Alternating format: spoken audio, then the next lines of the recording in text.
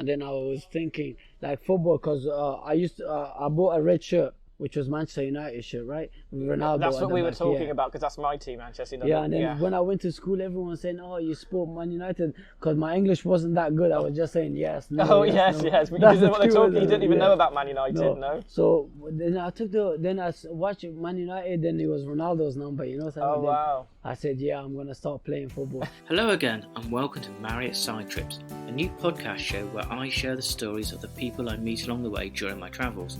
I'm also an author, and travelling usually inspires my writing. However, as we haven't been able to travel in the same way of late, I've been forced to stay at home and become a better Londoner. So for the earlier episodes, I've been chatting to those traders and artists who have been keeping local London ticking over during the last year or so. My latest guest, Toofan Baz, was a chance encounter. I'd met him when I popped by his phone shop in West London, and as soon as we started chatting, I knew I had to get him on the show. I discovered he was originally from Afghanistan and had reinvented his life by becoming a football apprentice. That's soccer for American friends listening, at a Premier League football club. But our subsequent conversation, as we recorded, completely took me by surprise. I had no idea of Toofan's refugee journey of 2 years from Afghanistan to England. Toofan's story is one of survival and never giving up. Toofan, how are you doing? I'm good, thanks. You? Yeah, very good, thanks, and I'm glad to be in your shop today, Elite Phone Store. You're welcome. In Putney High Street. So you're Toofan Baz, and we got talking because I was a customer, and I bought a screen cover for my iPhone. Yeah. And you're obviously a friendly chat. We had a chat, and you told to me a little bit about your background at the West Brom in the football academy there, and then I discovered you're originally from Afghanistan. Yes. So a lot. Where do I start? Well, I guess the first thing is, how long have you had the store for? Basically, I just opened the store about, the first lockdown, about I would say about 7 months. Okay. 7 months ago, yeah. It's a new business. It's my first business, and it's a new one. Yeah. Well, it's still nice and clean and shiny, and thanks. obviously it's phone repairs, laptop repairs, yes. Phone, laptop, and vape, smoking, luggage, all those sort of stuff. Yeah. Well, everything you need really for travel in a way. yeah. And obviously it's one of the shops which has been allowed to stay open because I guess phones and things are essential and people need to repair them or... Yeah, well, we wasn't supposed to be open, but we just, at the moment, we're doing, as the second lockdown began, we were just basically click and collect, that's it. Yeah. And because until now, no customers allowed to come in, we just serve them from outside, that's it. Yeah. No, unfortunately, there's no customers in here today.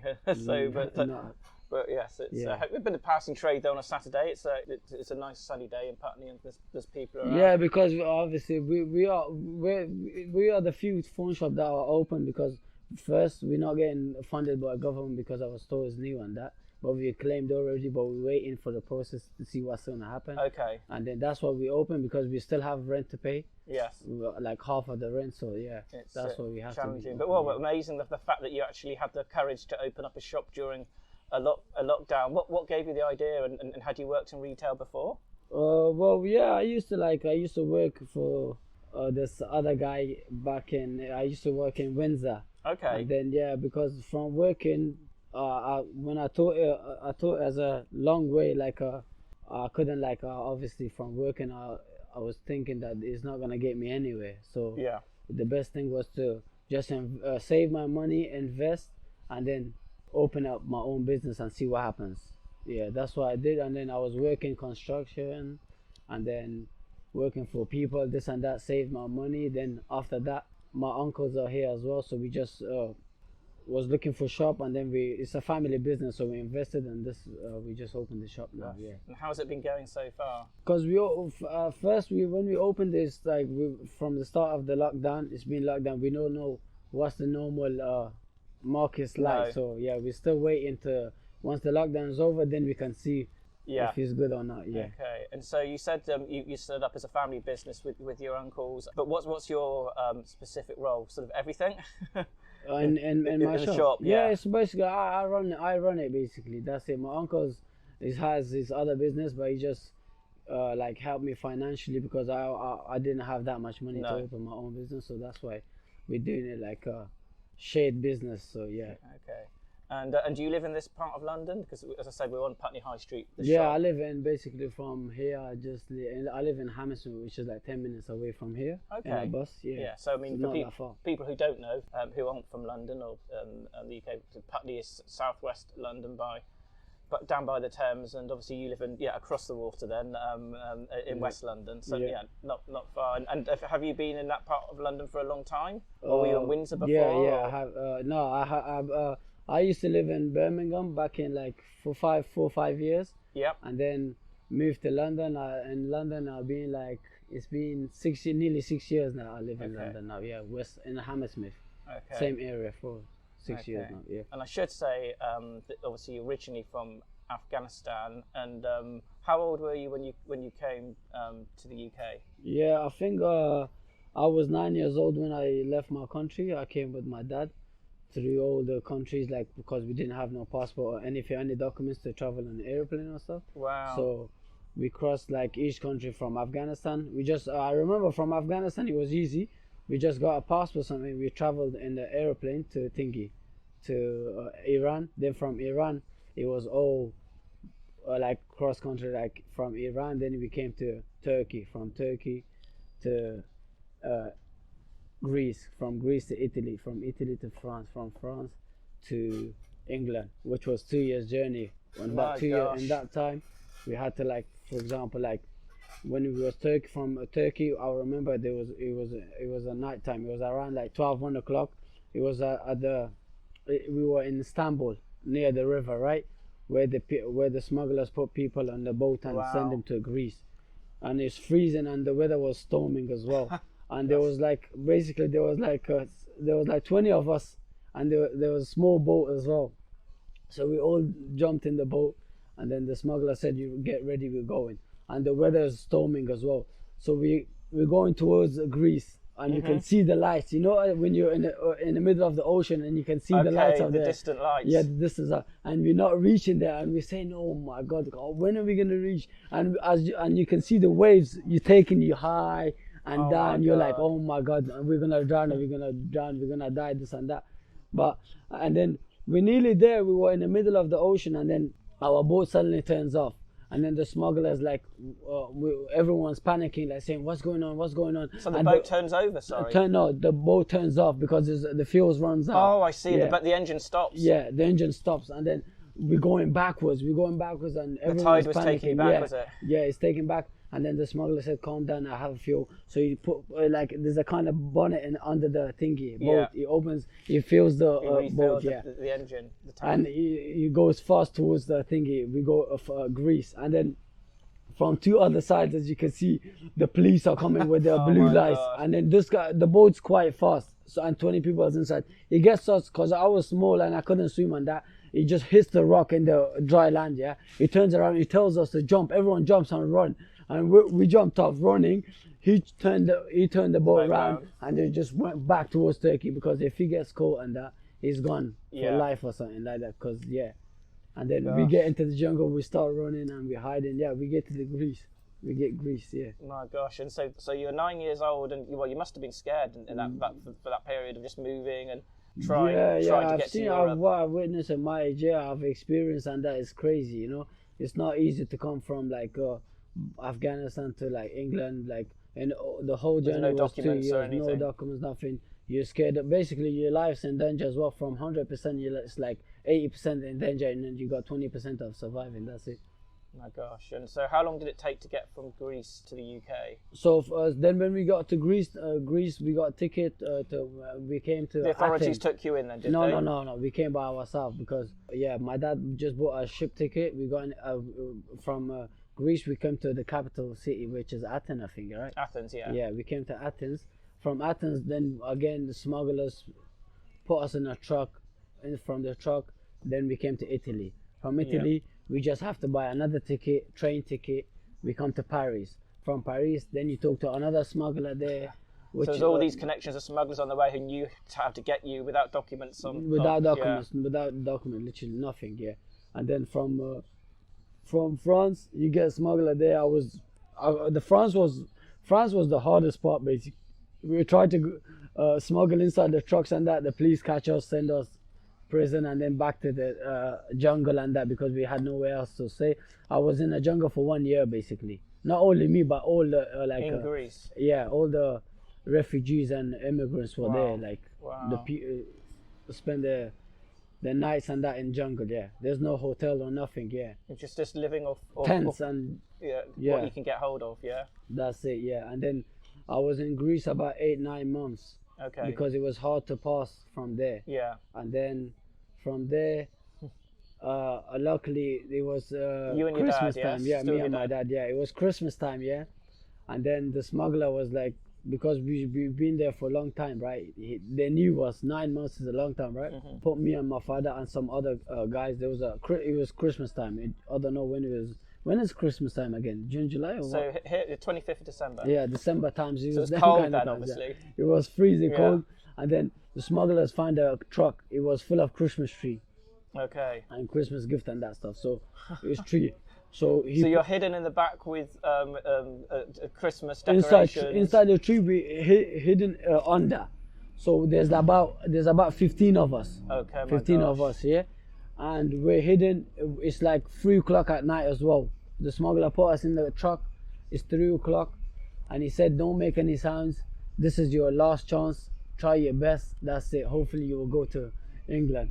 So we all hidden there, everything, and then it's like 5-6 o'clock. The driver starts the engine, and we're going towards, because there's 2 ways. One is tunnel channel, right, where they're coming thingy, train, and there's another way as well. They're coming. I don't know.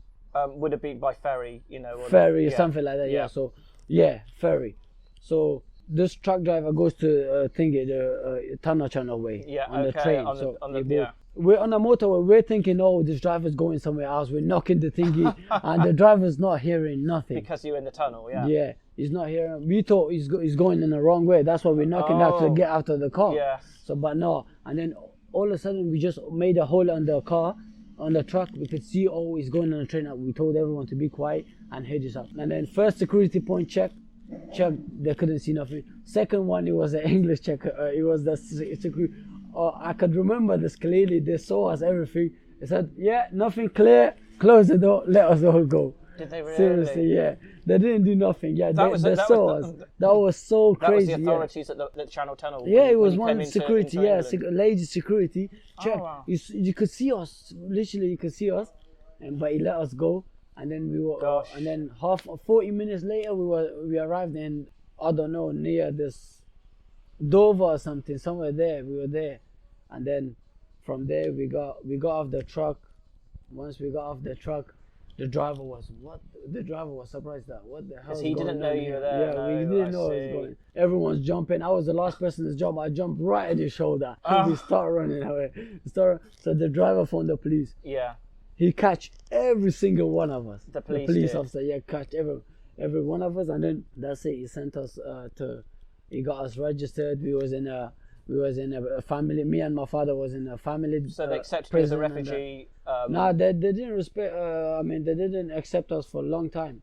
We was here 5 years without any documents. And really? After 5 years, given case, all this stuff, it was hard. And then they accepted my dad. After my dad, then they accepted me. Wow. So you were 9 years old, and how many years ago was that? Oh, this is 10 years ago. 10 years ago. Roughly 10 years ago. Wow, gosh.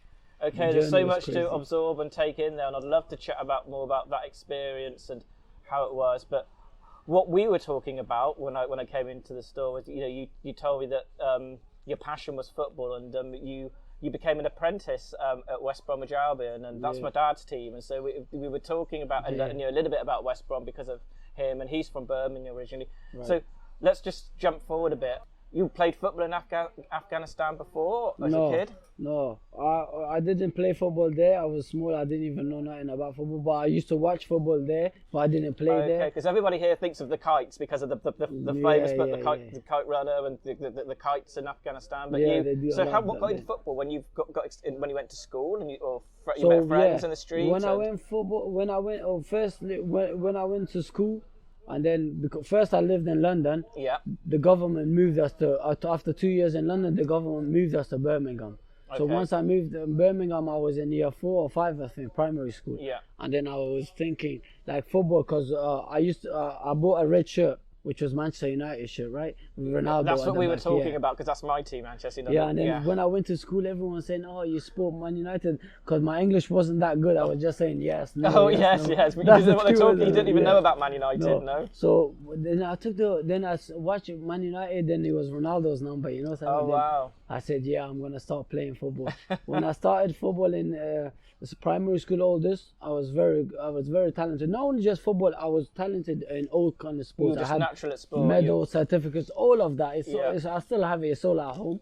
And then after a few years, I used to play for Saturday league team. Okay. From the Saturday district team, something like that. Like as a kind of like 11-year-old or something. Yeah. We was like, and I was in year 6. I was in year 6. Yeah, last so about year, 11, 11, 12, yeah. Yeah, it was that age, and then it was a final. It was a Saturday league final, and then we won the final. Then after that, I had scouts come talking to me. They would have seen you play. They seen me from on the last game. There was scouts watching us basically, and they would pick their best players and that. So they picked us. I had scouts from Wolves, West Brom, Aston Villa, Coventry. All this West Midland team wanted me basically. I had all of them. Wow. And then, cause I didn't know, when I went to school, I knew this dinner lady. She was English, and her husband as well. So she got me introduced to him, everything. So Wolves wanted me. In that time, Wolves were in Premier League. Yes. And then West Brom was in Championship. Okay. So I don't know nothing about West Brom. I knew Wolverhampton was a big team. Yeah. So on that time, Wolverhampton scout wanted me to sign for them. They wanted me for 2 weeks trial. I went for trials. After a few days, they wanted to sign me. Wow. I'm there. I'm about to sign the contracts. I'm getting a phone call from my teacher saying, "Listen, we have a team from West Brom. It's close to your house. It's a good academy, everything. Don't sign the contract." So I left that contract. I went to West Brom. West Brom said, "This." So that was the school dinner lady, and you knew her, and because of her husband, and so you already knew a bit about West Brom. Yeah. And I knew that West Brom was close to. So this was West Bromwich Albion for people who don't follow football. Yeah. It was close to my house, and then the scout wanted me to sign it straight away after first day. I signed for them. That's where the journey started. I didn't have no position, anything. I played for West Brom about 4 or 5 years. Okay. Trained hard, everything, pre-season, everything done. I used to get contracts every 2 years. You get a contract or they release you on that. I see. But yeah, they kept me. Yeah, they kept me. I was under 16. Okay. I was still playing there. I was probably the first Afghan that played for academy in England. Well, basically. I've never heard of any Afghanistan professional footballers in the UK anyway, in the Premier League wow. Yeah, so that I was probably the first one, and because I got signed for West Brom, on the study side, I didn't much concentrate at the studying that much. No. I didn't care about studying. I just had one goal, and I knew I was going there, and I was going to reach it as well, because I had the potential as well. Basically, it was under 16 and it was pre-season, and we were trying to get ready for the new season. And then all I can remember, we were in training. Yeah. We done all the fitness tests, and them stuff's horrible. It's so hard working. It gets you ready for the new season. And it was night, basically Tuesday training. I think Tuesday or Thursday evening training. About 6 o'clock we used to train, and we finished around 8 o'clock. 2 hours training. Yeah. So I'm training. All I remember, because I played as a centre back, all I remember the ball coming in the air, and I'm going for it. And I'm going, and this other guy's going against me. That's it. I woke up in hospital. No way. So you're centre back defender. Head to head clash. Yeah, and then the next thing you know, you're in hospital. That's it. Woke up in hospital. My dad's right next to me. I open my eyes. My dad's there, and I could see my dad's like upset. He's crying. I'm like, "Dad, you okay?" Bang! I went back to sleep again. Okay, right. Yeah, I was in coma basically. I went to coma for 2 weeks. Woke up fine. My head was so bad. The doctors even told my dad that your son could lose his memory. It's got a 50-50 chance. But luckily, I woke up fine, recognized my dad's there, everything. And then when I went back, the doctors banned me for 2 years. Said no contact sport or anything. No, you couldn't risk it heading the ball or any. No, I couldn't even participate in sports basically. basically when I used to run, I could just see my head going some next thing. I Okay. was thinking about some different stuff and that. So I left the football. I left everything for 1 year. Then I went back after straight 1 year back to get my shape because I Yeah. used to play for academy. The academy let me go, let me have my time. It's fine because they understand I had a head injury. And then after that, I missed the 2 years of football. When I went back, the guys in my age group was one A bit level more above advanced, me. yeah. More advanced. And then I found it hard a little bit. And then when it came to end of year, they just when they used to renew a contract and that, they didn't offer me any scholarship or anything. Gosh. That was devastating. I Yeah, can it was imagine how heartbreaking. Yeah. fortunate. I mean, it's coming, I guess, as an asylum seeker, a migrant, and that your journey, and then, I guess, that was, I don't know what to say, but I guess Yeah. That was heartbreaking. yeah. I had, even that time I had like option, because I had option again from Coventry. They said we can send you that. There's no trials or anything. They will sign you straight away. I said, you know what? Because imagine playing for like A level, then you go all the way down. You don't want to like play for them anymore. It's like that. Yeah. Because I just wanted to make it through there. Yeah. Like I didn't have, and then I was going through like this depression, and that once I got that release, and then like I was kind of scared of training, and then I didn't, after I getting released, and then I was like, forget it, might not be for me, man. Yeah, And interesting. then they sent me to Warsaw and that. Then when I went there, I done a trial there as well, and then I didn't perform well there as well.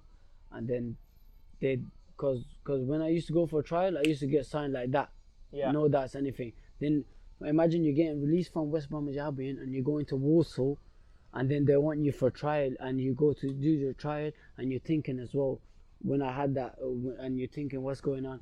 How am I doing and that? And See, there was a lot of sort of mental stuff going Yeah, on, going probably on. affecting your game as well. that's it. That did affect my game when I didn't play that. I didn't perform that good for the Warsaw trials, and Yeah. then I said, and then they didn't even offer me anything. And then I said, yeah, forget it. Wow, that's Maybe it's time to move. Yeah, gosh, and Yeah. so. And how do you feel about it now? Are you over it, or is it still painful to think about that period of your life? And I mean, and obviously, everything happened for a reason, you know. I'm happy that I'm healthy. All this, yes, I can be grateful. All I can be is grateful. That's it. But maybe that was what's written in my destiny. yeah, Yeah. I mean, now as you can see, my friends like me. I even showed you one of my friends like Jan Danda, Tyler Roberts. All I'm sure most of them made it, but it's just me. Like now, yeah, I'm happy. Like now I got I started my own business. I'm doing okay. I still play football.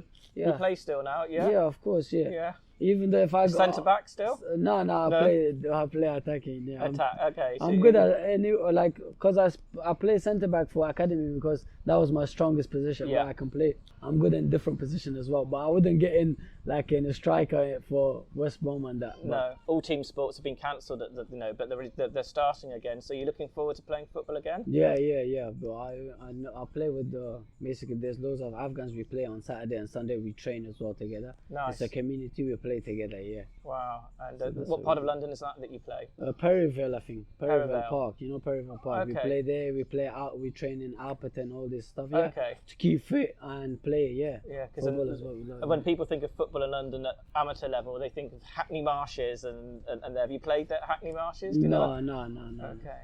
I love your positive attitude because you've obviously moved forward and Thank you. look to see what you can do as opposed to what you can't do. And so how many years was it between the end of your potential football career and having this business? Did you do a lot of jobs in between? Yeah. So it's like I went to college. I don't know which college, Hammersmith and Ealing, Okay. West London Yeah. College, something like that. I went there. I was doing sports there, and one of the teachers there told me, sports coach told me that, we can try to get you trials for this team and this thing. For not, like basically waste of my time. So I used to play there. They could see that I was good on that, but nothing happened there. No. Like no trials, nothing. But you were I said, that's studying fine, at the yeah. same time though. Studying at the same time, Yeah. as well. But then after that, because I wasted like 6-7 years in playing football, my dad was in Birmingham because of me. He wanted me Okay, to become yes. a footballer. Because of me, he couldn't work properly there as well. We said, listen, we just ended there. We go to London. We see what happens there. Okay. We moved to London, and then after college, that the teacher lied to me as well that he's gonna give me trials, this and that. That didn't happen. Right. I went straight to. I said I'm gonna work. I'm gonna save my money. I'm gonna start my own business and see what happens. That's it. And you started this business. And, That's what I done, and it opened during a lockdown. So I mean, that is a story of resilience. And what do you think of Putney? Is it the kind of, do you like the people who come to the store? I guess they're generally from Putney. Are they friendly people? Putney is nice area. It's a nice area. Yeah, it's a good area. I'm not complaining about anything. Yeah, it's a good area. Okay. And do you have a favourite part of London that you, is it just Hammersmith where you live, or do you have an area? The area I live in is amazing, you know. Okay. There's no crime, nothing. Like Hammersmith is one of the nicest places as well, but people are nice. Yeah. Neighbours, everything clean. That's what kind of areas you like. Putney is nice. It's similar to Putney basically, but it's more nicer. Yeah. Mm-hmm. And your dad, is he involved with this business, or did he get a job in Hammersmith area or in London? My dad's security. Okay. He does security, but he's on holiday now, back home. Okay. Because my family is, most of my family is there. Like my mom, my back siblings in Afghanistan, back of course. There, yeah. Even though we now have British as well, but they prefer it there. So he's there with my mom and family there. Wow. And when was the last time you were in Afghanistan? Have you been back? Yeah, I've been. After 10 years, I went there about 6 years ago. Wow. Once. That must have been emotional to see your family again. Yeah, because this life is nothing, you know. And this important thing is about this life is your mom and dad. That's it. I love your attitude. It's really just positive. And what do you think gives you that sort of get up and go and positive attitude? Do you think that's just you as a person, or your family, or is it something about being from Afghanistan, do you think? No, it's not that. It's basically... Or just the fact that you could, as a 9-year-old, you went on this incredible journey of, I guess if you can get through that, you can get through anything. That's what I mean, yeah. If you experience what I experienced in my age, them kind of stuff, then you know, you can handle any sort of stuff, you know? Okay. It's not like, you're spoiled, you're raised up, and that is different, you know what I'm saying? What I experience, I can handle anything, you know?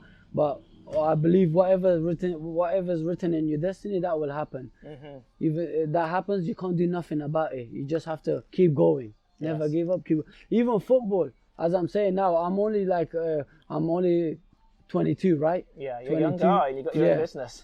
Maybe when my business is doing well and that, one day when I go back to my country, I'm sure, as I said, football is my talent, right? If I don't play for 10 years, I go there 1 week, I get my old skills back. That's it. It will be only a matter of fitness. That's it. So I still haven't given up football. Maybe I could try it in my country or somewhere else. I'll probably make it. You know, that's my dream.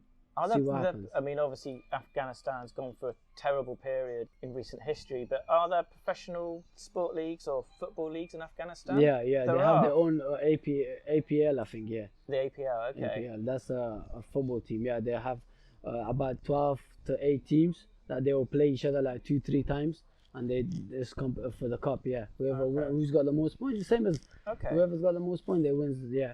Each area has their team. Each city and that. Okay, so actually, I should say for any American listeners, we're talking football, we're talking soccer, not American football, obviously, and being in England. So that is perhaps a distant dream to one day then return to Afghanistan and play football professionally. Yeah, play for the national team, play for Afghanistan national team. Yeah, that's. I'm sure if I go there, like obviously now I can't go there because of the business and that. Money. Even though if I play there, the money that they will give me will not be enough. It's better to work here. Afghanistan, you know? Yes. But once I'm a little bit of rich, I can go there and do a trial for the team and then see what's going on. And does Afghanistan, the national side, do they even get involved in the qualifiers for the World Cup and things? Yeah, they do. They have Asian. They qualify. They go in the Asian qualifier as well. Yeah. But I don't think Afghanistan has ever qualified for a major tournament. Not yet. Well, until you return. Yeah. Or maybe you'll manage them. Who knows? Yeah. Hopefully, yeah. Obviously you've got management skills running this business as well. Yeah. I'm the one running it. Yeah.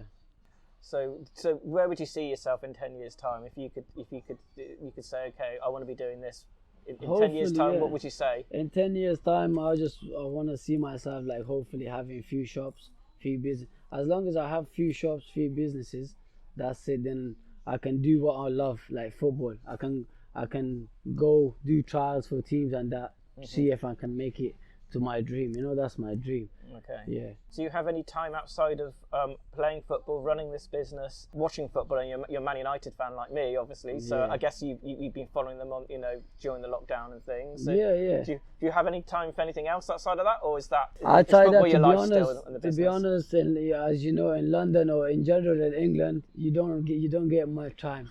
Like here, Not really. obviously it's been 5-6 months. I've been doing 7 days a week. Yeah, this is open every day. Because it's new. I have to be in here. I have to work because obviously I don't want to stay at home. Even though I want to take one day off to go football and that, because of the lockdown, I can't be doing that because everywhere is banned and it's closed. So yeah, after that, I will like one days I will take off, like for example, go play football, and then in the evening go do my trainings as well. Just stay fit and healthy.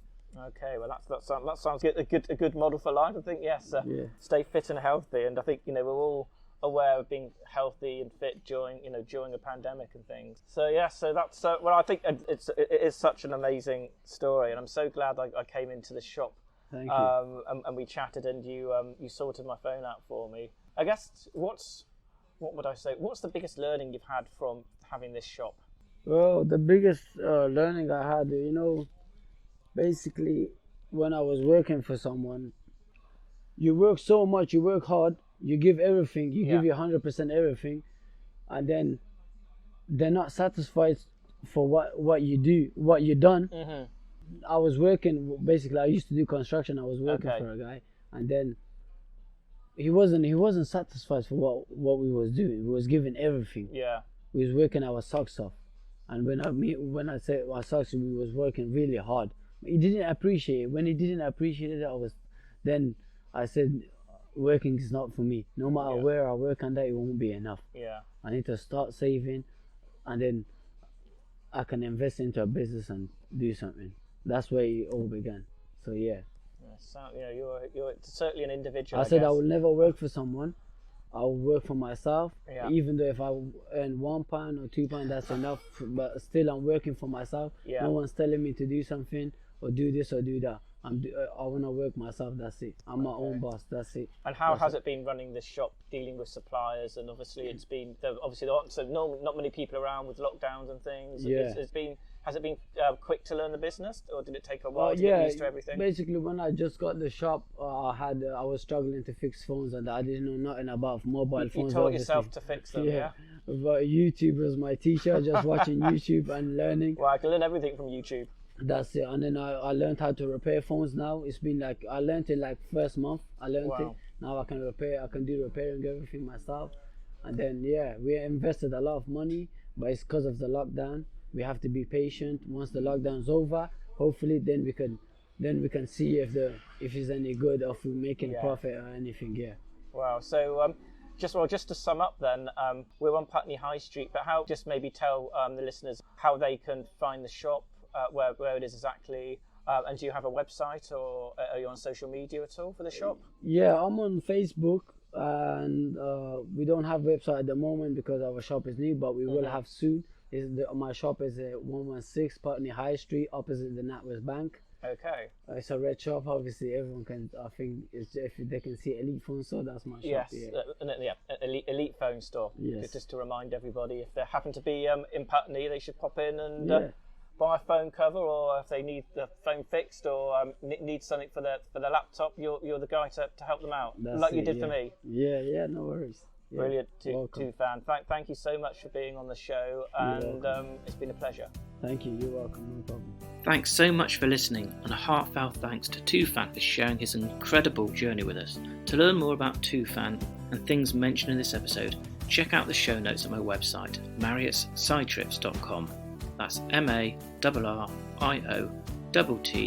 sidetrips.com. And if you enjoyed the show, please subscribe, share it with your friends, and leave a review on Apple Podcasts, or of course your favourite podcast service. Also, if you'd like to travel better, sign up to my newsletter through my website and you'll receive a free ebook, Essential Checklist for the Modern Day Traveller. To come, I'll be sharing the story of a Turkish artist's 365 days of lockdown art, a Peruvian brother and sister team serving up their street food in Waterloo, Flower Powered by Bicycle and Rocco's mobile flower stall, and of course other side trips. And wherever you are in the world, I hope you're enjoying the sun. Amazingly, the sun has been shining for several weeks here in London. See you next Thursday.